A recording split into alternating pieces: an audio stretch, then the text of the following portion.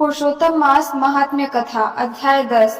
जब उस दुखी कन्या ने महर्षि दुर्वासा ऋषि के सामने अपना दुख प्रकट किया, तब दयालु मुनि ने उसके कल्याण के लिए एक अत्यंत गुप्त और महान उपाय बताया। उन्होंने कहा कि शीघ्र ही आने वाला पुरुषोत्तम मास सभी मासों में श्रेष्ठ है और इसमें किया गया स्नान, दान, जप और भगवान की पूजा असंख्य गुना फल देने वाली होती है। उन्होंने समझाया कि इस पवित्र मास में केवल एक बार तीर्थ स्नान करने से भी उतना ही पुण्य प्राप्त होता है जितना हजारों वर्षों तक तप और गंगा स्नान करने से मिलता है। यह मास स्वयं भगवान श्री कृष्ण को अत्यंत प्रिय है और इसमें की गई भक्ति से मनुष्य की सभी मनोकामनाएं पूर्ण होती हैं।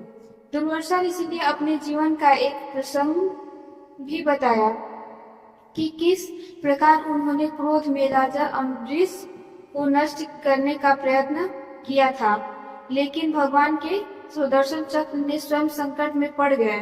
तब इस पुरुषोत्तम मास के प्रभाव से ही वे उस भयंकर संकट से बच सके। इस प्रकार उन्होंने कन्या को दृढ़ता से इस मास का व्रत करने का उपदेश दिया, लेकिन उस कन्या ने मुनि के वचनों को स्वीकार नहीं किया। उसने तर्क करते हुए कहा कि अन्य मास जैसे कार्तिक, वैशाख आदि भी तो महान है, फिर यह मलमास कैसे श्रेष्ठ हो सकता है। उसने इस मास की महिमा को समझने के बजाय उसका तिरस्कार किया। यह सुनकर दुर्वासा ऋषि अत्यंत क्रोधित हुए। उनके नेत्र लाल हो उठे, परंतु करुणा के कारण उन्होंने उसे श्राप नहीं दिया। उन्होंने सोचा कि यह कन्या अज्ञानवश ऐसा कह रही है और अभी इसके पास समझ नहीं है, इसलिए उन्होंने केवल इतना कहा कि पुरुषोत्तम मास का अनादर करने का फल उसे अवश्य भोगना पड़ेगा, चाहे इस जन्म में या अगले जन्म में। इसके बाद दुर्वासा ऋषि वहां से चले गए। उनके जाने के बाद कन्या का तेज और सौभाग्य क्षीण होने लगा।